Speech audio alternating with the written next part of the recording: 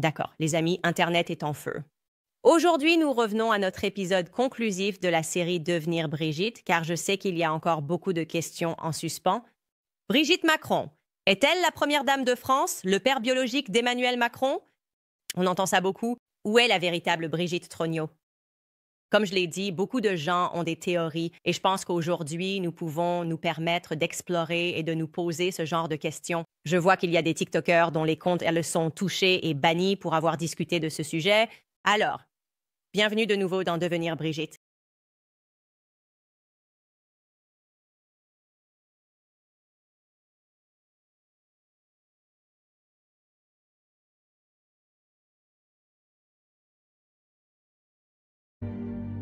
Je pense qu'il est juste de dire que mon interview avec le journaliste Xavier Pussard a complètement fait fondre Internet. Cela a définitivement fait fondre notre site web, CandaceOwens.com.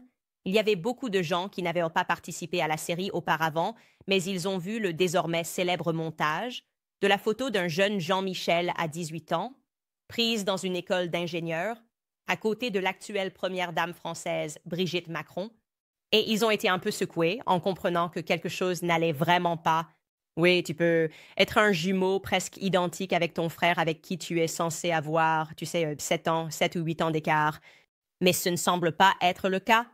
Les preuves photographiques les sont devenues instantanément, je pense, indéniables pour beaucoup de gens. Et donc maintenant, nous avons beaucoup de gens qui retournent en arrière et plongent dans le tout début comme ils le devraient.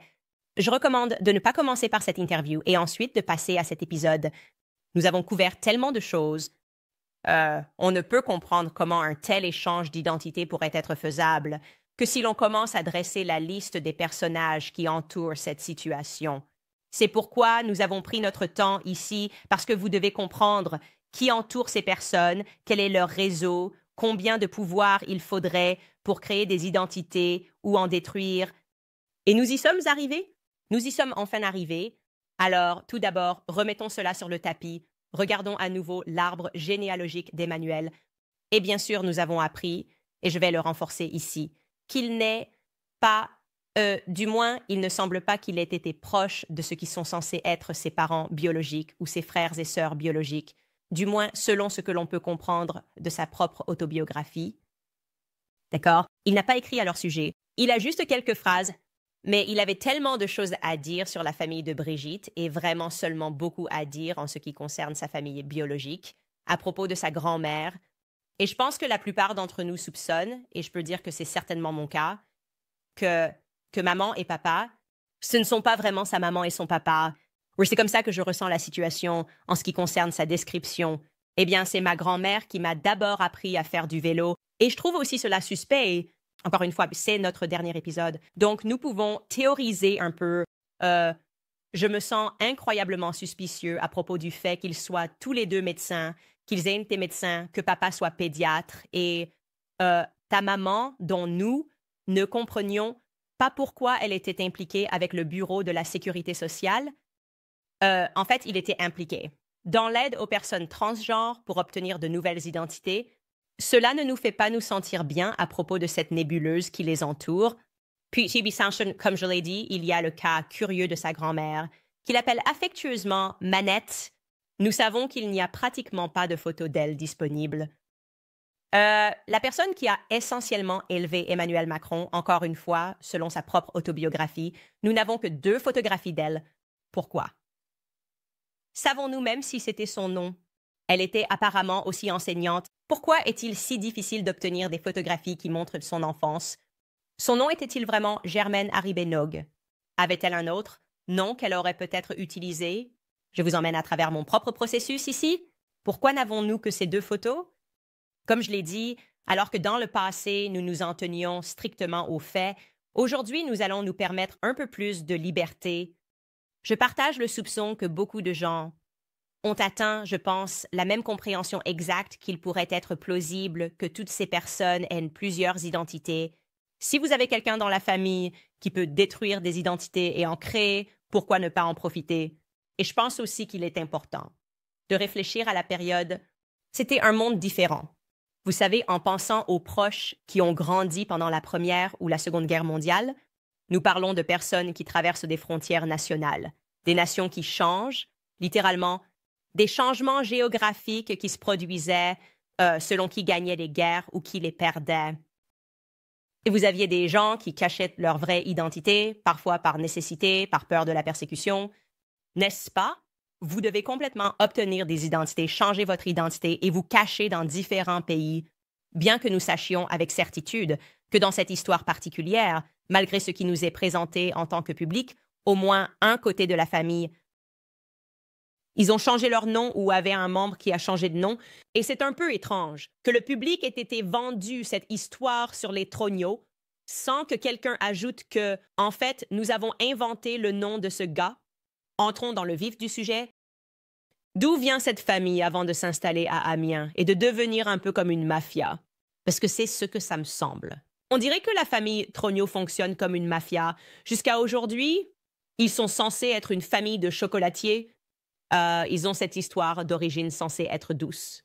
Et c'est en fait la publication la plus récente. Discutant de leur histoire familiale que j'ai pu trouver dans le journal local d'Amiens, cela a été publié en 1990.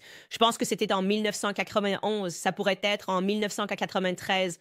Et cela était pour annoncer la naissance d'un autre membre de la famille Trogno. Et cela vous montre la lignée des pères des chocolatiers. N'est-ce pas?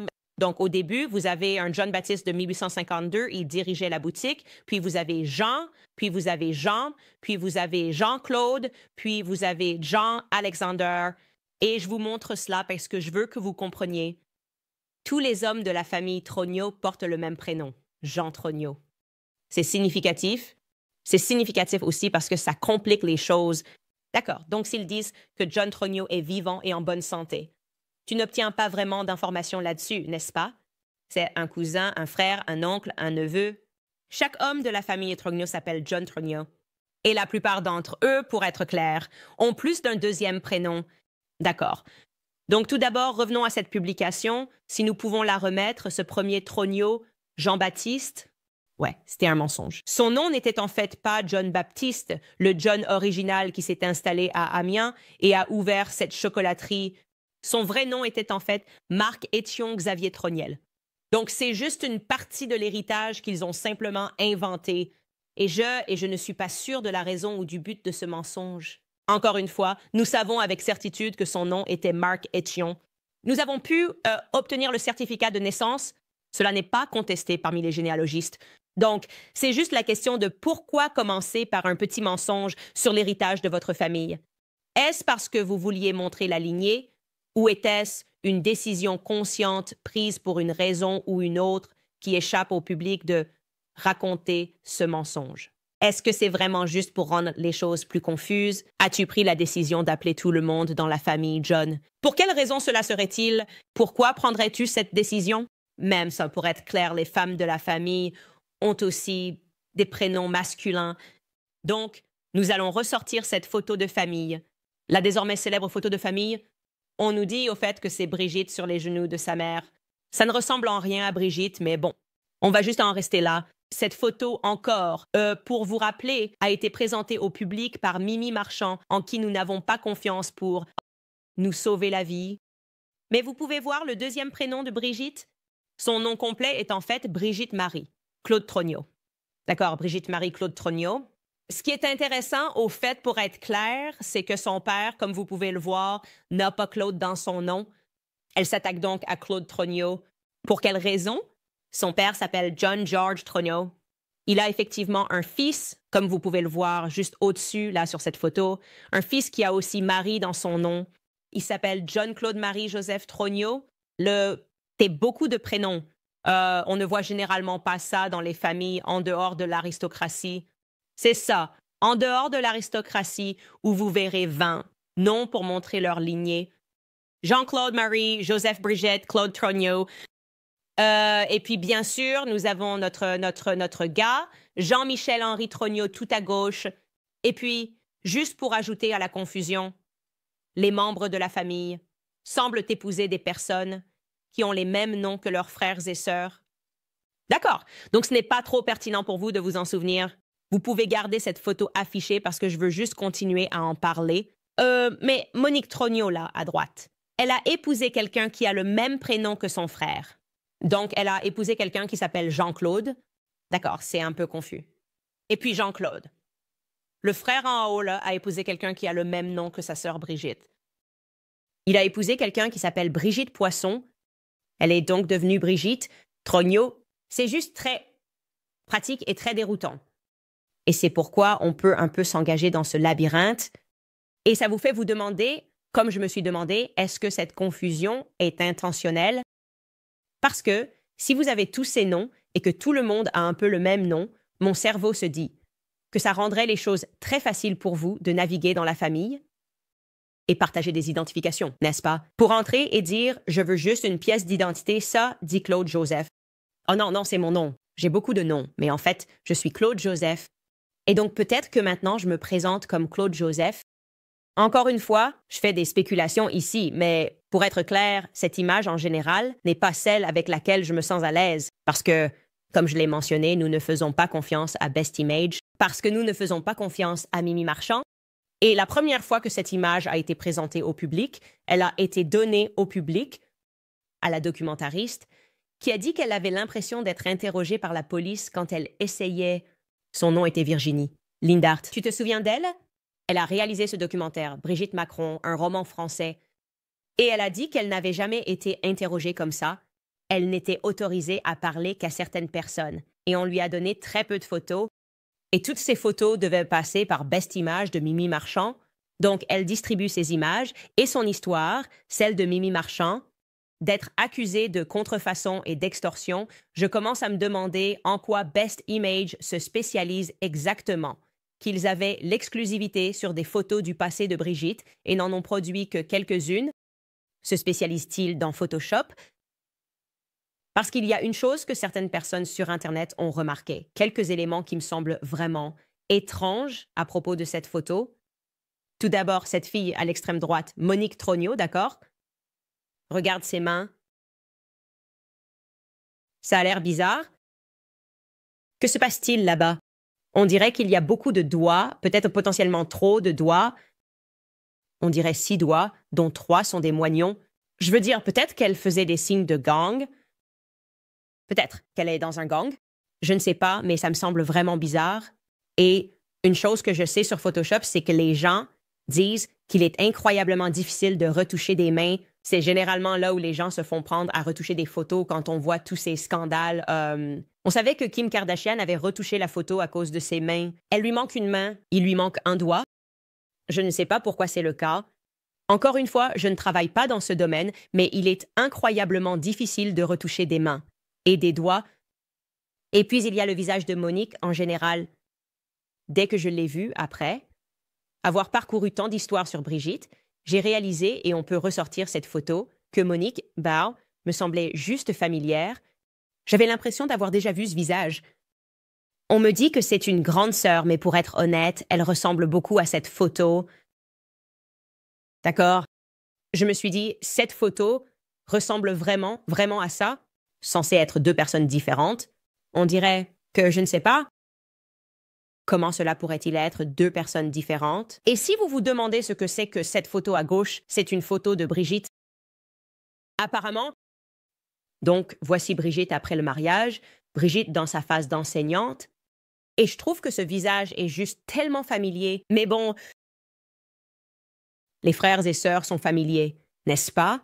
Ce n'est pas grave. Tu peux ressembler exactement à ta sœur. Et donc, je me suis dit, d'accord, voyons quelques photos récentes de Monique. Peut-être qu'elles se ressemblent encore comme 2 gouttes d'eau. Et elles sont toutes les 2 en vie aujourd'hui. Donc, ça ne devrait pas être difficile à trouver. Photo de Monique. Et en fait, c'était vraiment difficile de trouver des photos de Monique malgré son mariage avec un milliardaire, Damien, maintenant issu d'une famille milliardaire, dans l'automobile. Monique Trogneau épouse ce type. Encore une fois, ce n'est pas important que vous vous en souveniez. Nommé Jean-Claude Guidet, qui possède le plus grand milliardaire de l'automobile. Entreprise, en France. Elle n'a jamais pris de photos tout au long de sa vie, à part celle-là. Je ne trouve pas de photos de mariage, rien. Et Xavier Poussard m'avait prévenu parce que je lui envoyais des messages en disant « Comment est-ce possible ?» Je veux dire, allez, comment épouser un milliardaire? Épouser quelqu'un qui vient et il n'y a tout simplement pas de photos de toi? Et il y a comme une seule photo de son mari. Je me dis, ça ne peut pas être possible. Je comprends la vie privée, mais ça, ce n'est pas normal. Et Xavier m'a prévenu, ne commence pas à creuser dans les détails, parce que rien n'a de sens. Dès que vous commencez à examiner l'histoire, vous vous rendez compte que rien n'a de sens. Et c'est exactement ce qu'ils veulent. En gros, vous rendre fou, confirmer ce qui devrait être des choses très basiques. Et pour une raison ou une autre, c'est pratiquement impossible à faire. Malgré les grands noms de ces familles, malgré leur proximité avec le pouvoir, il est pratiquement impossible de confirmer quoi que ce soit. Alors j'ai juste décidé de laisser tomber. Mais il y a une chose que je trouve qui n'a absolument aucun sens, et c'est très étrange. J'aimerais vraiment inviter le public à plonger dans ce mystère incroyable, d'accord? Donc, beaucoup d'entre vous avaient soupçonné que ces familles pourraient toutes être liées. Les Osières, les Trogneaux et les McCrone viennent-ils tous de la même famille? Y a-t-il une chance que Brigitte McCrone, certains d'entre vous ont demandé, soit en réalité le père d'Emmanuel McCrone? Maintenant, pour être clair, je n'avais jamais fait cette déclaration parce que je voulais garder cette série factuelle et m'éloigner de mon instinct. Et être comme Xavier, et ne s'en tenir qu'aux documents et aux choses que nous pouvions confirmer. Mais il se passe évidemment beaucoup de choses ici, beaucoup de preuves, ce qui suggère et indique que le secret semble être plus grand que le fait d'avoir une femme transgenre, n'est-ce pas? Je veux dire, repensez au moment que nous avons abordé ici. Le président Emmanuel Macron se tourne vers sa femme, Brigitte, à la recherche de réponses, des réponses basiques sur le contexte biographique de sa famille. Vous vous souvenez de cette scène dont nous vous avons parlé quand il parlait à un politicien et que le politicien a dit « Yo, ta sœur habite près d'ici. Où est-ce qu'elle habite? » Et Emmanuel se fige et regarde Brigitte. « Pourquoi tu ne sais pas où habite ta sœur, Emmanuel? Que se passe-t-il ici? Pourquoi a-t-on l'impression qu'il y a cette relation? Ou peut-être toi et Brigitte. Brigitte, c'est ta, je ne sais pas. Plus qu'une épouse, c'est sûr, pour être sûr. Pourquoi a-t-on l'impression que Brigitte te tient un peu la main? Pourquoi a-t-on l'impression que tu as toujours eu la main tenue par des personnes plus puissantes que toi? Nous savons définitivement et avons confirmé, comme nous l'avons fait dans le dernier épisode, qu'il a eu la main tenue tout au long de sa carrière par David Rothschild, une famille qui est connue et qui est enregistrée comme ayant pratiqué l'inceste. D'accord? Pourquoi et comment Emmanuel Macron s'est-il rapproché des Rothschild, tellement proche que son collègue a dit « Ce type ne savait même pas ce que signifiait Ibida, et pourtant il est devenu le plus jeune associé gérant. » Nous avons compris que peu importe ce que c'était, David Rothschild lui tenait la main. Il ne pouvait tout simplement pas remettre en question le pouvoir qu'on lui donnait. Et nous rigolions de lui lors des réunions parce qu'il ne savait rien sur la finance. Pourquoi David Rothschild a-t-il veillé à ce qu'Emmanuel ait la main tenue? Le vice, c'est bien, mais l'inceste, c'est mieux parce que ça reste dans la famille. C'est une citation directe de la cousine de David Rothschild, Natalie Reams Rothschild. Et au cas où tu ne me croirais pas, voici un extrait d'elle disant ça. Au fait, écoute ça. Et comme nous avions l'habitude de le faire très souvent dans ces familles, le vice c'est bien, mais l'inceste c'est mieux, parce que ça reste dans la famille. Elle l'a dit en anglais, elle, est passée directement au français et a dit « Voici ce que nous disons dans notre famille. Le vice c'est bien, mais l'inceste c'est mieux. » Puis il y a eu une biographie écrite par l'auteur Natalie Livingston, intitulée Les femmes de Rothschild, qui révélait en quelque sorte le désir maniaque que la famille Rothschild avait de maintenir sa fortune et son pouvoir dans le monde. Un désir, c'était tellement maniaque qu'ils pratiquaient l'inceste familial. C'est tout simplement indéniable. C'est un fait, d'accord? Et apparemment, ils ont fait ça seulement jusqu'à ce que ce ne soit plus socialement acceptable. Jusqu'à la fin du 19e siècle, vous savez, juste avant de plonger dans cette famille, Trogneaux, c'est juste incroyable. Puis ils ont dit « plus jamais, plus jamais ». Et ce qui est intéressant dans ce livre, c'est que Natalie Livingston documente que la raison de cela est le testament du Rothschild original, celui de Mayor Amschel Rothschild. Je cite, ça remonte à ce testament. Dans ce testament, Mayor Amschel Rothschild a dit que rien n'était plus important que la famille. Et cela signifiait à tout prix, il s'agissait de préserver l'unité de la banque et l'intégrité du nom. Il n'y a Aucun doute que l'endogamie n'a pas dû être bénéfique. Par exemple, il y a une énorme quantité de problèmes de santé mentale qui ont traversé la famille. Je n'arrive pas à croire qu'il n'y ait pas de corrélation entre les unions endogames et les problèmes de santé mentale. Elle discute même de la façon dont cette mentalité, au sein de la famille, était si forte qu'il croyait que toute femme qui sortait du cadre, dans la famille, en ce qui concerne qui elle a épousé, c'était maudit.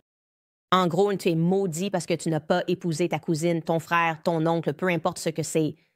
Donc, bien sûr, ton esprit vagabonde et tu commences à penser naturellement. Dans cette histoire, pourquoi David Rothschild a-t-il choisi Macron?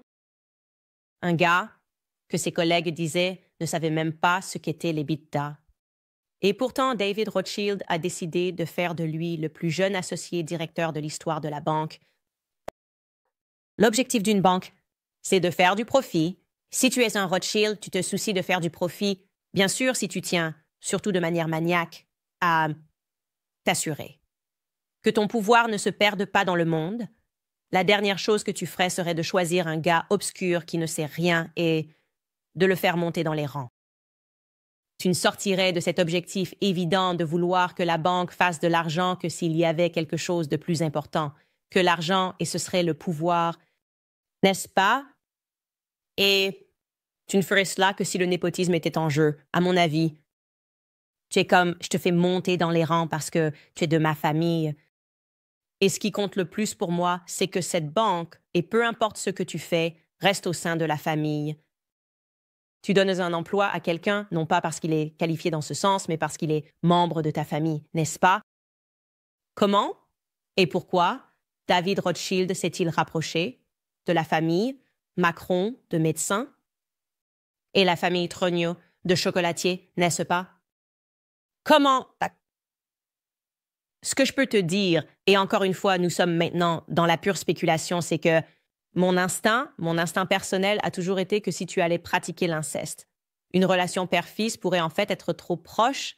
J'ai toujours eu l'impression que si cela se produisait, nous chercherions un oncle. J'ai l'impression que c'est juste une histoire classique, comme un oncle qui abuse d'un enfant, ça ressemble à... C'est ce que mon cerveau fait instantanément, ce que mon cerveau cherche instantanément.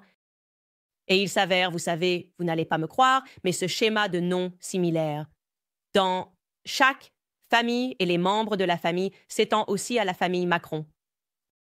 Rappelle-toi, il n'y a pas de photo connue à ce jour d'Emmanuel Macron avec ses parents pendant son enfance. C'est fou, d'accord? Nous savons que son père, la personne qu'ils nous disent être son père, s'appelle, bien sûr, Jean-Michel Macron. Mais il y a un autre Jean-Michel dont nous n'avons pas encore parlé, et c'est peut-être le plus important, l'oncle Jean-Michel Noguet. Maintenant, ajoutons-le à l'arbre généalogique de la famille Emmanuel pour que vous puissiez avoir une image ici, d'accord? Donc son père est Jean-Michel, sa mère est Françoise Nogue. Eh bien, Françoise Nogue a un frère et avait un frère. Comme vous pouvez le voir, il est mort en 2006. Et Wayne, son nom, c'était Jean-Michel Nogue, d'accord? Cela m'a intéressé. Encore une fois, je descends dans le terrier du lapin. Je veux juste identifier qui est qui. D'accord? Il est le frère du docteur Françoise Nogue, celle qui aide les personnes transgenres à obtenir de nouvelles pièces d'identité. D'accord? Incroyable.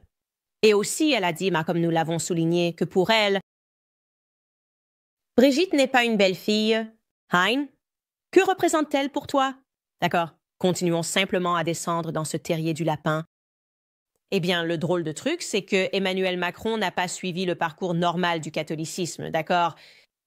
Il n'a pas été baptisé enfant. En fait, ses parents ne sont pas religieux.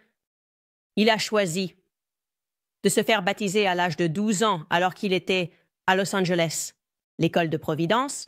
Donc, 2 ans avant de rencontrer l'amour de sa vie, Brigitte, il a décidé de prendre une décision qui est, je veux dire, c'est incroyable, non? Dire, je veux être baptisé. Et c'est une chose étrange. Je pense que c'est quelque chose de remarquable. Eh bien, ce n'est pas une chose étrange, c'est une chose remarquable pour un enfant de 12 ans de faire cela sans l'aide de ses parents. Mais qu'est-ce qui est intéressant là-dedans? Ce que nous n'avons pas mentionné auparavant, c'est que il a choisi son oncle, Jean-Michel, pour être son parrain lorsqu'il a été baptisé D'accord? Donc, les baptêmes ne sont pas censés être juste un acte de vanité. Je sais qu'aujourd'hui, ils sont devenus cela. Je vais juste choisir un parrain ou une marraine et en fait, je n'ai aucune foi en Dieu, aucune foi en la religion. Je pense juste que ce serait cool ou peu importe. C'est un peu l'interprétation moderne. Maintenant, cela a une signification spirituelle importante. Cette personne est censée être choisie pour être celle qui vous guidera spirituellement tout au long de votre vie. Si quelque chose devait vous arriver, c'est une personne à qui vos parents confieraient quelque chose. Si quelque chose devait arriver à vos parents, c'est censé être une personne à qui vos parents confieraient la tâche de vous guider spirituellement pour le reste de votre vie. Emmanuel Macron a choisi Jean-Michel Nog, son oncle. D'accord? Je vais lire cela directement du livre de Xavier Poussard. Il a écrit, je cite, « Un personnage en particulier a attiré notre attention. L'oncle maternel d'Emmanuel Macron, Jean-Michel Nog. Il était important. Emmanuel Macron l'a choisi comme parrain lorsqu'il a décidé de se faire baptiser. Le rôle de la marraine est évidemment revenu à Manette. Né le 25 décembre 1940 à Nèves et décédé le 6 octobre 2006 à Amiens, Jean-Michel Nog n'était pas un simple médecin généraliste.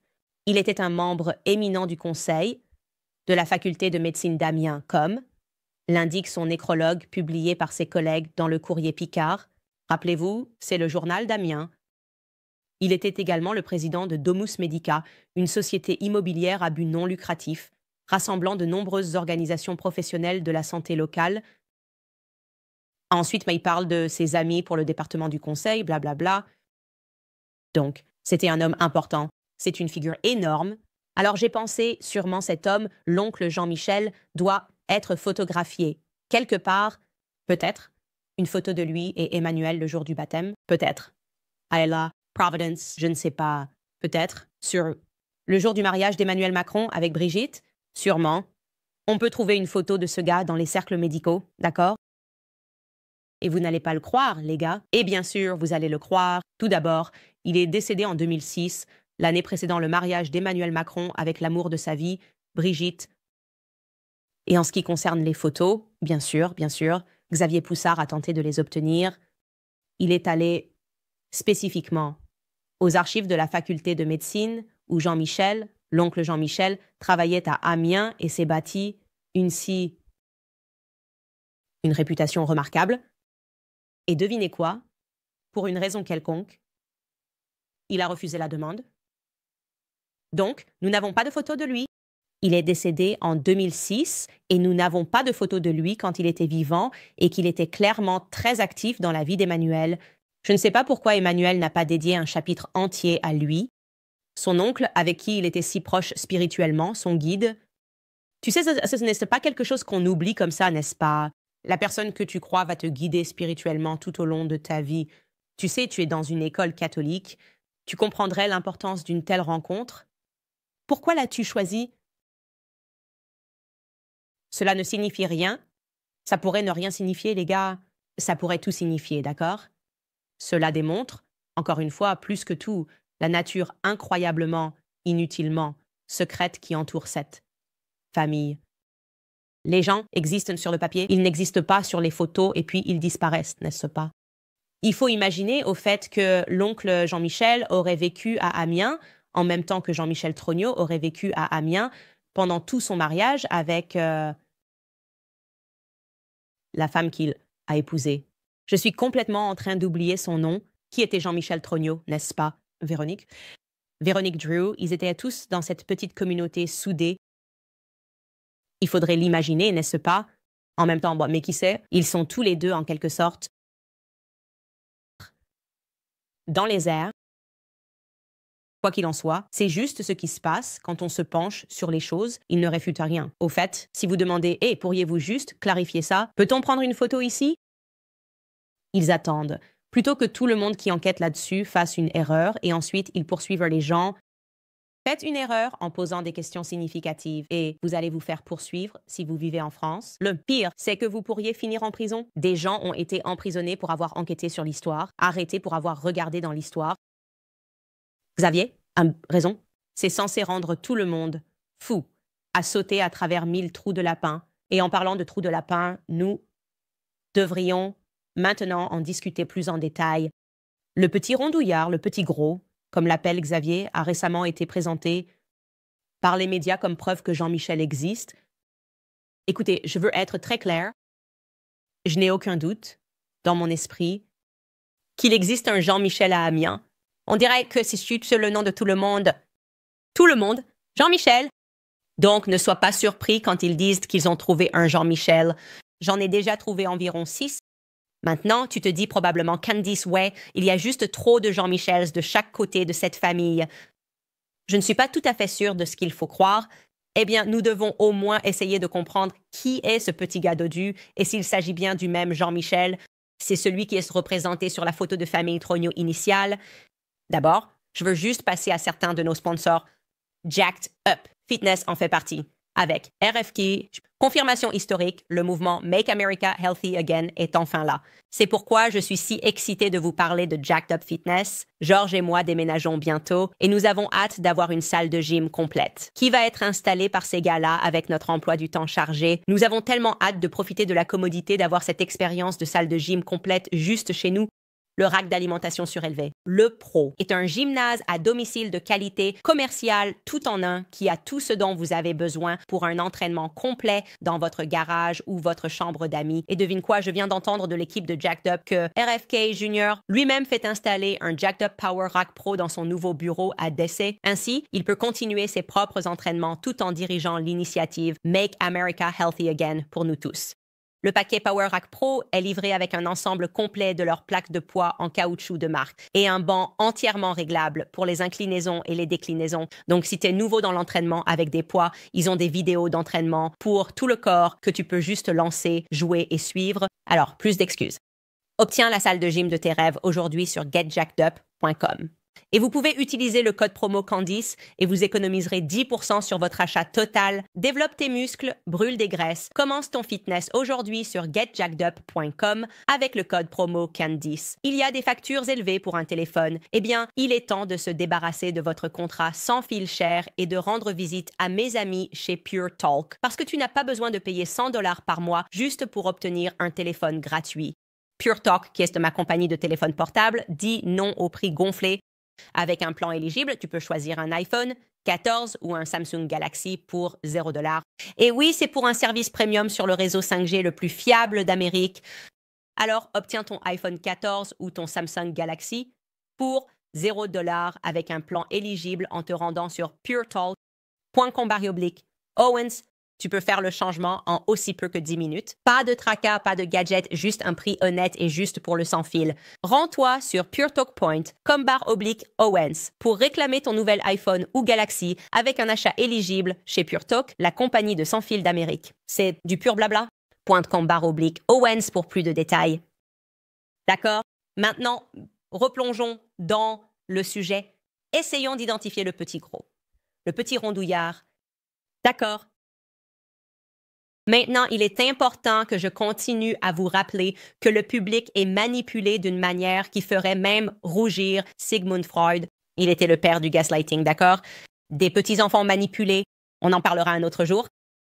C'est tellement facile de simplement présenter des photos de l'actuelle première dame tout au long des années 80 ou des photos d'elle avec son frère, Jean-Michel, à n'importe quel moment de sa vie. D'accord, c'est tellement facile. Ne laisse pas les médias te manipuler et faire semblant que c'est fou. C'est exactement le contraire. Ils deviennent fous en ne mettant pas tout cela au clair. Même si pendant ces années d'enseignement très actives et photographiées, même si elle a trouvé quelques photos d'elle et Jean-Michel ensemble, je serais comme « d'accord, cool ». Il n'y a qu'une seule énorme photo de réunion de famille que j'ai pu trouver. Depuis cette photo de famille qui a été prise dans les années 1950 à Amiens, et cette photo a en fait été publiée en 1991 dans un magazine allemand, et je vais vous la montrer. Maintenant, vous pouvez voir, à droite là, nous avons Brigitte. Maintenant, Brigitte Osier et Jean-Michel manque sur cette photo. Il n'y a pas de Jean-Michel sur cette photos. Et c'était... Apparemment, ils se sont tous réunis pour célébrer le 50e anniversaire de mariage du père, Jean-Georges Trogneux, et de sa femme, Simone. Alors, pourquoi ne pas avoir tous les frères et sœurs vivants là? Ça ne semble pas être un événement à manquer. Nous devrions pouvoir dire facilement que les frères et sœurs sont tous là parce qu'on ne manque pas le 50e anniversaire de mariage parental en 1991. Nous savons que Jean-Michel n'est jamais mort sur le papier, d'accord? Il n'est jamais mort sur le papier, il est toujours en vie selon Brigitte Macron.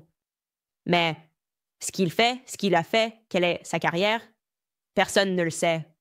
Personne ne le sait? On nous dit dans un livre par une journaliste qui a trouvé cela très suspect lorsqu'elle est sortie enquêter sur cette situation, Emmanuel Anizan, qu'on lui a dit à Amiens qu'il ne fait que jouer aux cartes avec ses amis. Je suppose qu'il est juste un gars privé qui n'a jamais quitté Amiens. C'est ce qu'on est censé croire. Il n'a jamais quitté Amiens après son divorce avec Véronique Drew.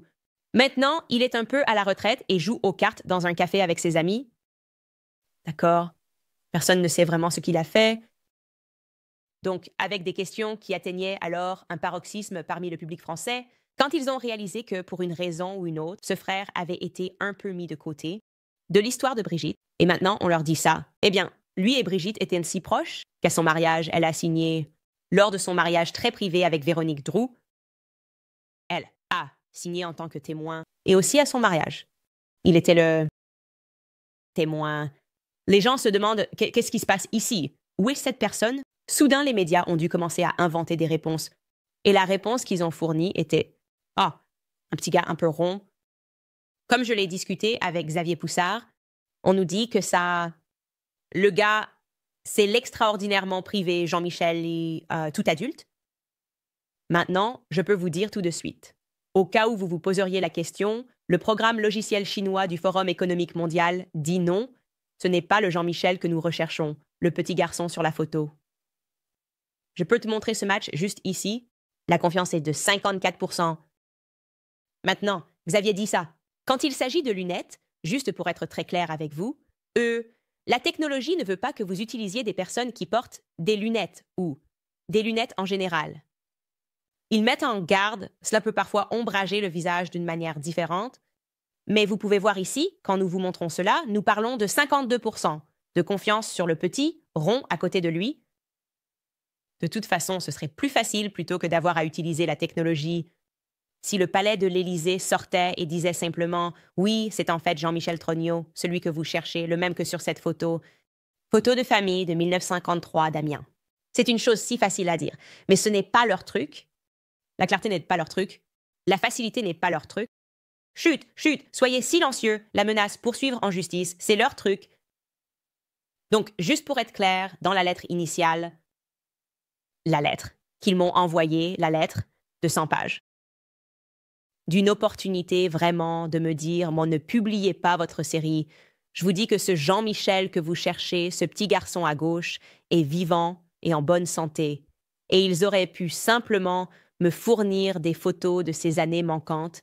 Ils ont décidé de gâcher cette opportunité en m'envoyant à la place des captures d'écran du petit Chubster. » À l'inauguration d'Emmanuel Macron, c'est ce qu'ils m'ont envoyé. C'est exactement le langage. De plus, Jean-Michel est récemment apparu en public. Il a assisté à l'inauguration du président Macron en 2017 et en 2022. Lors de votre apparition le 12 juin 2024 dans Piers Morgan Uncensored, vous avez parié 100 000 $ à Piers Morgan qu'il ne pouvait pas trouver une photo de Jean-Michel Trogneux, impliquant que cela prouverait que vos affirmations étaient fausses. Voici des images de Jean-Michel Trogneux disponibles publiquement, tirées des vidéos de l'inauguration du président Macron en 2017 et 2022. À l'inauguration, vous verrez que non seulement Jean-Michel est présent, mais aussi dans le même cadre que Brigitte Macron. La preuve concluante que vous avez cherchée pour réfuter vos affirmations. D'accord, c'est incroyable. Tiens ça un instant, d'accord.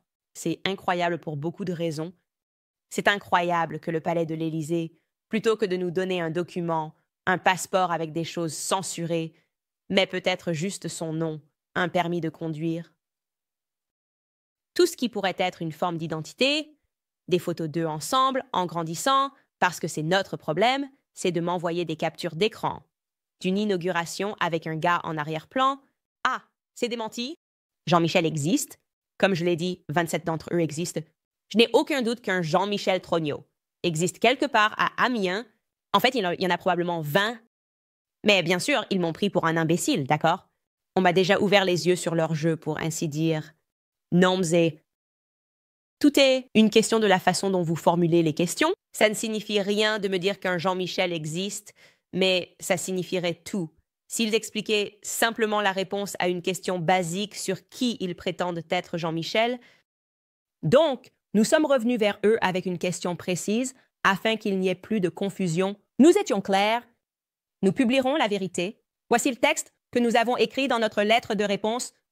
Parce que les Macrones contestent le fond des reportages et des opinions de Candace, nous aimerions leur donner l'opportunité de présenter leurs histoires et de clarifier les rumeurs dans la presse. Ainsi, nous proposons n'importe quelle date et heure pendant les mois de janvier, février et mars.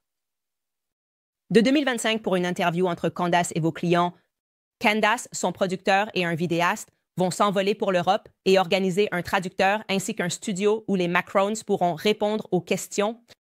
Comme vous le savez, le premier recours pour un plaignant en diffamation est l'atténuation. En utilisant les opportunités disponibles pour contredire le mensonge ou corriger l'erreur et ainsi minimiser son impact négatif sur la réputation, nous offrons une telle opportunité. Pour faciliter cette interview, nous proposons les questions suivantes, wham, à l'avance. Nous leur avons donc donné cette opportunité des semaines avant de commencer cette série de répondre à une question spécifique sur Jean-Michel lors de l'inauguration. Et voici la question que nous avons posée. Je vous attire l'attention sur le numéro 3.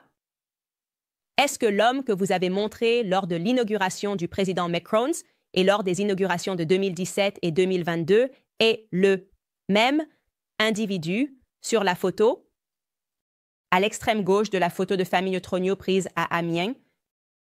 Ouais, je suis au courant de ton jeu. D'accord, ne me dis pas les noms.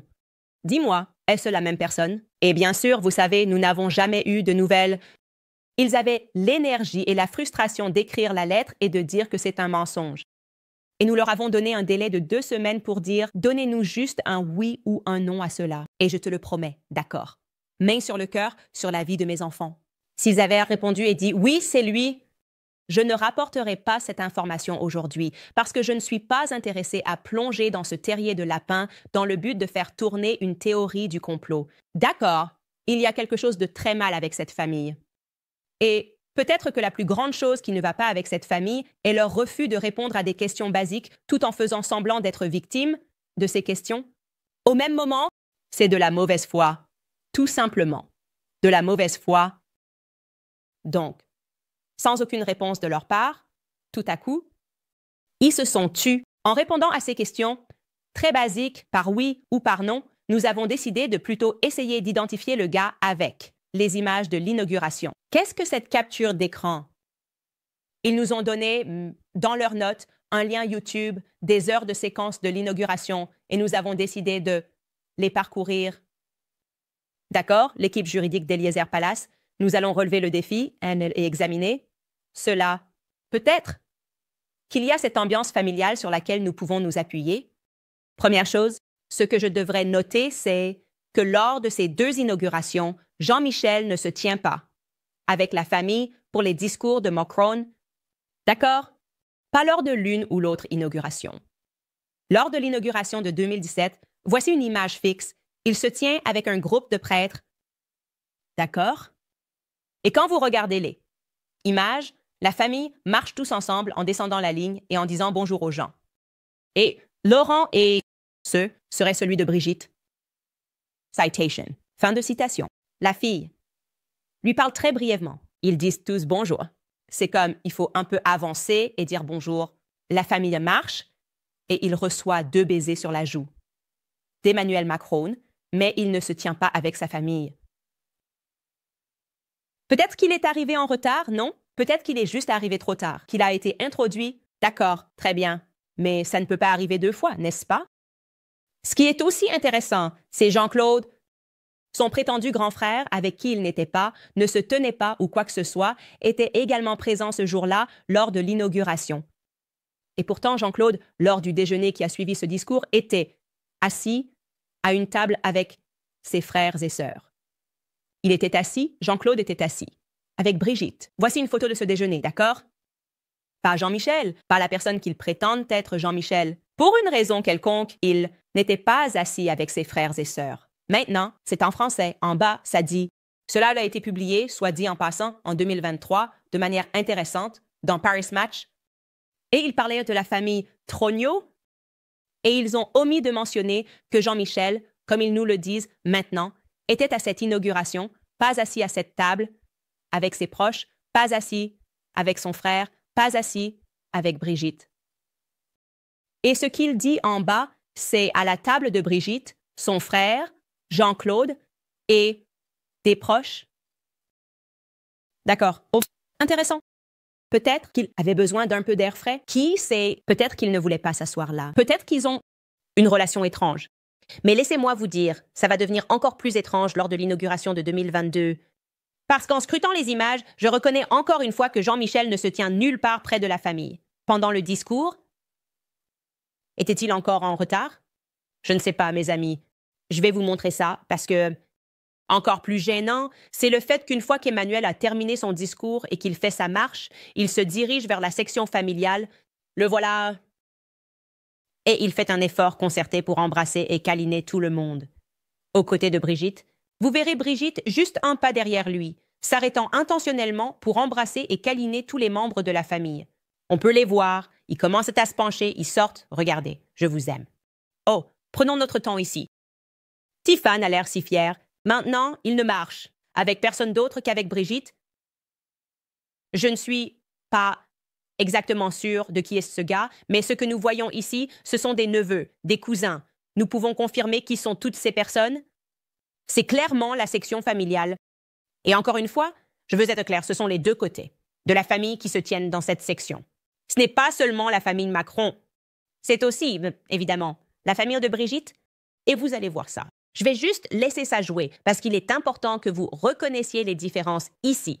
Ceci, au fait, au cas où vous voudriez le vérifier vous-même, se trouve à la marque de 43 minutes de l'inauguration. Il commence à passer en revue sa famille. Maintenant, vous voyez Laurent? Un autre enfant de Brigitte, d'accord. En train d'embrasser ses enfants. Et maintenant, derrière vous, vous avez ce qui est censé être sa mère biologique, Dr. Frances Nugg, qui consacre son temps à aider les personnes transgenres à obtenir de nouvelles pièces d'identité. C'est la section familiale, d'accord? Il n'y a pas de question.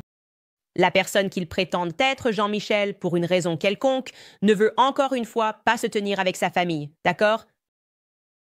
Vous avancez rapidement, donc encore une fois, c'est à la marque de 43 minutes. Ensuite, vous devez avancer jusqu'à la marque de 51 minutes pour le voir enfin s'approcher de Jean-Michel. Et quelque chose que je vais vous signaler. Maintenant, voici la capture d'écran où l'équipe juridique a eu l'audace de dire, dans le même cadre, qu'il est sur la même photo que sa sœur, Brigitte. Ce qu'ils ont omis, c'est que Brigitte l'ignore complètement. Je veux dire, elle ne dit complètement rien à l'individu qui est censé être son frère. Regardons cela ensemble et voyons à quel point Emmanuel Macron est mal à l'aise avec cette personne.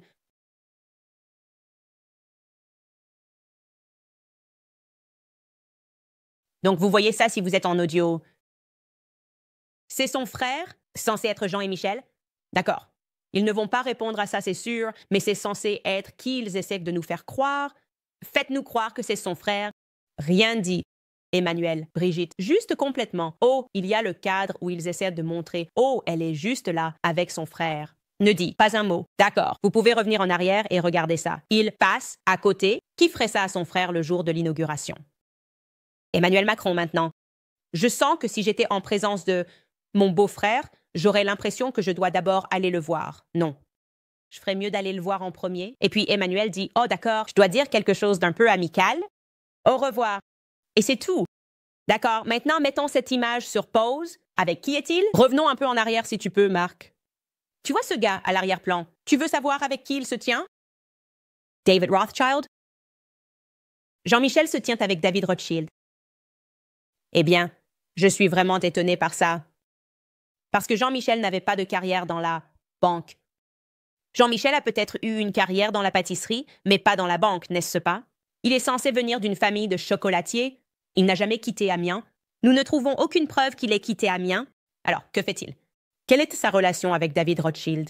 Pourquoi est-il là? Et s'il te plaît, essaie juste de comprendre ça à nouveau. Je suis juste une personne ordinaire. Je n'ai que du bon sens de la rue. Mais je dois te dire, ma famille entière est là-bas. Et j'ai décidé de ne pas m'asseoir avec eux, de ne pas me tenir avec eux. Mais être tout seul avec la sécurité et David Rothschild? Mesdames et messieurs, qu'est-ce qui se passe? Que se passe-t-il? Tu es convaincu que c'est un membre de la famille? Non. Brigitte, une fois de plus, ne veut pas de Jean-Michel à sa table. Ils étaient si proches quand elle a épousé Andrew Lewis. S'il te plaît, j'ai besoin que tu sois le témoin. C'est proche? Quand il a épousé Véronique Drew, ça a dû provoquer une énorme dispute familiale. Cela fait que même lorsqu'il est à l'investiture, il ne se tient pas avec la famille. Ça a dû être un véritable désastre, cette dispute familiale. Et encore une fois, quel rapport les Rothschild ont-ils avec Amiens? Je trouve simplement que c'est un thème incroyable ici. Alors, qu'est-ce que tout cela signifie? Qu'est-ce que tout cela signifie? Eh bien, ce que cela signifie, c'est que, malheureusement, les gars, je ne peux pas répondre à ces questions pour vous et Xavier Poussard ne peut pas le faire non plus en ce moment.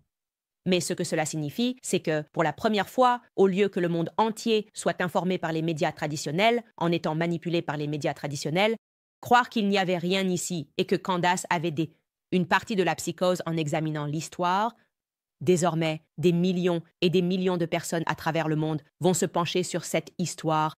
Des millions de personnes ont regardé cette série, des millions envoient des emails, des millions enquêtent, et quelqu'un quelque part sait quelque chose. Quelqu'un, quelque part, a vu quelque chose. Quelqu'un, quelque part, pourrait être en mesure de trouver une photo de Jean-Michel Nogue dans les archives des centres médicaux où il a travaillé tout au long de sa carrière illustre. Quelqu'un, quelque part, reconnaît, peut-être, qu'elle, Jean-Michel, c'est d'accord?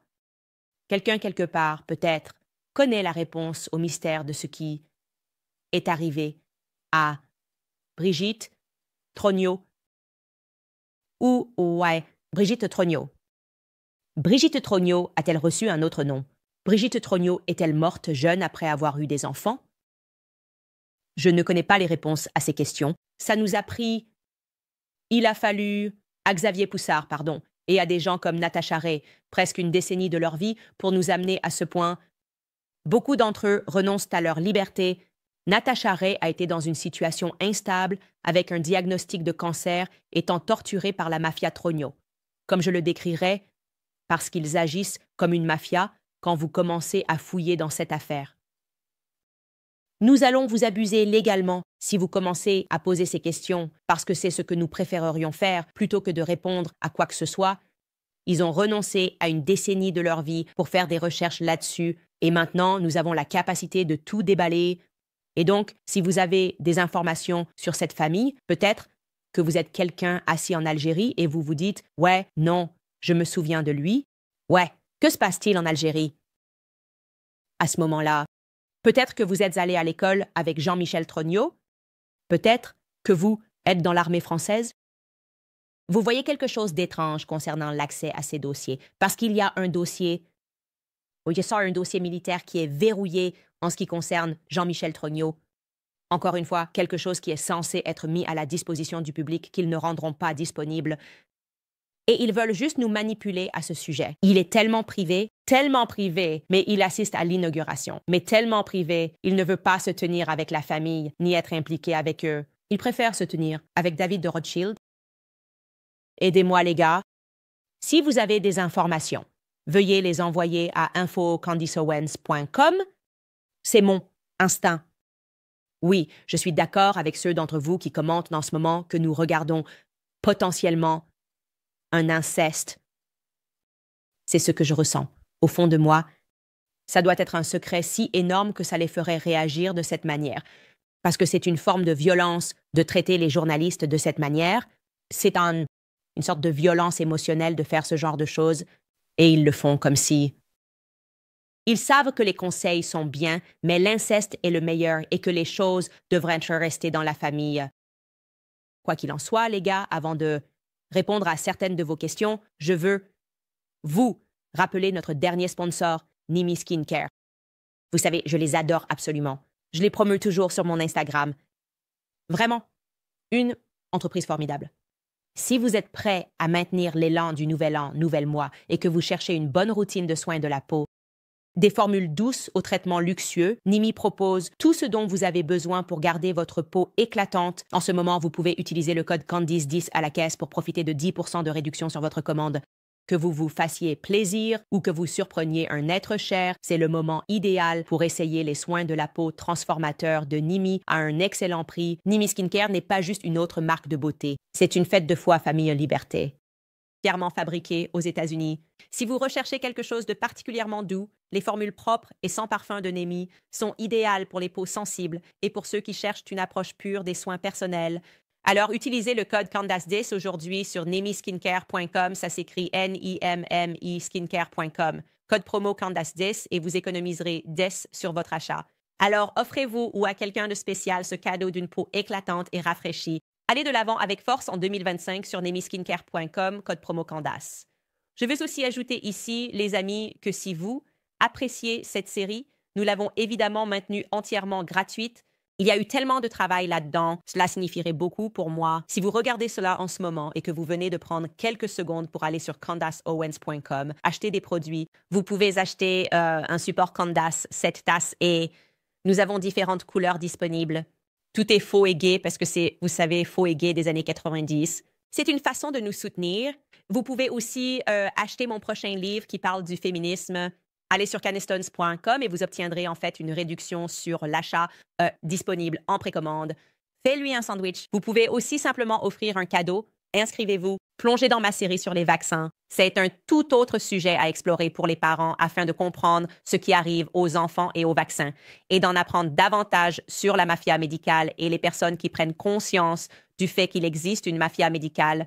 J'aimerais beaucoup que vous nous souteniez de quelque manière que ce soit afin que nous puissions continuer à garder ces informations importantes gratuites sans les mettre derrière un mur payant, quelque chose que je n'ai jamais envisagé de faire. Je veux dire, pourriez-vous parler d'une histoire qui implique de l'inceste et des enfants, ainsi que des activités criminelles du gouvernement, puis faire un teaser et le mettre derrière un mur payant? Je veux que ces sujets restent gratuits et nous avons pu faire cela en grande partie grâce aux personnes à travers le monde qui nous soutiennent de toutes les manières possibles. Et donc, si vous le pouvez, je vous demande essentiellement d'aller sur CandaceOwens.com et de faire un don de ce que vous pouvez, d'acheter ce que vous pouvez pour soutenir. Et juste montrer que vous avez vraiment apprécié cette série, ce serait incroyable. D'accord, les gars, je vais répondre à certaines de vos questions qui arrivent en ce moment. J'espère que je suis en mesure de répondre. Cette personne vient de recevoir mon livre « Devenir Brigitte ». Aujourd'hui, j'ai hâte de plonger dedans. Merci à vous et à votre équipe pour tout le travail formidable que vous faites. Honnêtement, les gars, cette série sous forme de podcast n'est qu'une fraction du travail que Xavier Puzard a accompli et a mis dans son livre. Il y a beaucoup plus de criminels pédophiles que j'aurais pu mentionner. Mais j'ai juste pensé, d'accord, nous voulons faire avancer cette série. Il faut vraiment plonger en profondeur. Je veux dire, même aujourd'hui, en vous parlant de l'oncle, nous n'en étions même pas encore à ce point. Et voir le succès de ce livre, des gens qui demandent déjà les droits pour le traduire dans différentes langues. Je reçois des emails au nom de Xavier qui arrivent. Je suis juste tellement heureux pour lui parce que, comme je l'ai dit, sa famille, quel sacrifice. On ne voit tout simplement plus de journalistes comme ça, prêts à renoncer et à modifier fondamentalement leur vie pour dire la vérité et s'opposer à un véritable pouvoir, à un pouvoir systémique et à des abus. Nadia nous envoie plein d'émojis de vomi. Juste parler du sujet de l'inceste. Nous sommes juste là avec vous. Et c'est incroyable d'entendre quelqu'un dire cela sur scène et l'admettre aussi librement. Ali dit, Candice, les médias ont empoisonné mon esprit contre toi pendant si longtemps. Je suis désolée. Je suis ici car tu es une des personnes les plus élégantes et inspirantes que j'ai jamais entendues. Merci de toujours dire la vérité. Totalement pardonné. Je sais que tant de gens ont entendu des mensonges à mon sujet. L'année dernière, quand j'ai commencé à m'intéresser à l'histoire, il semble que ce soit l'un des moments où tout a basculé et ils ont juste commencé à essayer de dire aux gens que j'étais littéralement Adolf Hitler. C'est ça, l'intrigue, il y a quelques semaines, juste avant que nous commencions cette histoire. Ils sont ensuite sortis et ont essayé de convaincre le public que j'inspirais des fusillades dans les écoles. Je veux dire, c'est devenu fou. C'est fou de voir ce que les médias feront à quelqu'un quand il s'approche d'une vérité. Et je pense que nous nous réveillons tous à un moment différent et commençons à remettre en question notre relation avec les médias. La mienne a été tapée un peu plus tôt que la tienne, Ali. Mais j'ai eu ce moment aussi. Je croyais tout ce que je lisais parce que c'était presque... Vous seriez fou de penser que les médias protègent réellement le mal, eux, et attaquent le bien. Mais c'est la situation dans laquelle nous nous trouvons aujourd'hui. Nous le reconnaissons. Et c'est une belle chose de se réveiller à cela, en fait, et d'avoir l'humilité, d'admettre que vous avez tort. Pas beaucoup de gens ont l'humilité. Ils disent juste, j'ai dit ça depuis des années, donc je dois juste continuer à le dire. Alors, bienvenue. Je suis heureux de vous avoir ici. Waves vient d'écrire, t'es incroyable. Merci à vous tous pour ces compliments. J'en ai besoin aujourd'hui. J'étais tellement fatiguée aujourd'hui. Vous avez ces jours pendant votre grossesse où vous vous dites juste, je n'y arrive pas. Et j'avais ce genre de matinée. Et maintenant, je me sens super bien et incroyable. Michael écrit des suppositions pour vendredi. Faux alunissage, meurtre de Manson, Epstein, MLK. D'accord, donc j'ai annoncé que demain, je vais révéler ma prochaine série et c'est une grande nouvelle. Nous n'allons pas commencer demain, mais je vais l'annoncer demain. Donc vous ne voudrez pas manquer l'épisode de vendredi. Et elle devine l'atterrissage sur la Lune, les meurtres de Manson, Epstein, Martin Luther King, JFK, le certificat de naissance d'Obama. Je t'aime tellement. J'adore toutes ces devinettes. Vous devrez attendre et voir. Alison vient d'écrire. Alison vient en fait de faire un don à l'émission, donc merci beaucoup pour ça, Alison. Nous voyons ça venir. Keely écrit. Bonjour Candice, merci pour votre journalisme incroyable. Lors de l'interview, Xavier a dit que Mimi avait eu une dispute avec la famille. Personne n'a parlé avec elle depuis. Je sens, bien que ce soit louche, qu'elle pourrait avoir les informations dont nous avons besoin. Elle est actuellement en procès. Elle risque d'être potentiellement condamnée. C'est un énorme scandale. Je me souviens d'en avoir entendu parler vaguement, mais ça implique, comme Nicolas Sarkozy, c'est fou ce qu'elle faisait pour obtenir du chantage. C'était vraiment dans ses cordes. Tu sais ce que je veux dire? Et donc, tu peux te renseigner là-dessus. Si tu cherches vraiment Nimi Marchand, tu peux suivre cette affaire. Je n'ai pas de mise à jour pour toi tout de suite, de mémoire, mais elle est dedans. Et oui, bien sûr, ils auraient nécessairement dû prendre leur distance, puisqu'ils font encore semblant que tout le monde autour d'eux est un criminel. Ce n'est tout simplement pas eux, ce qui est franchement ridicule. Brian écrit « Waouh, voilà !»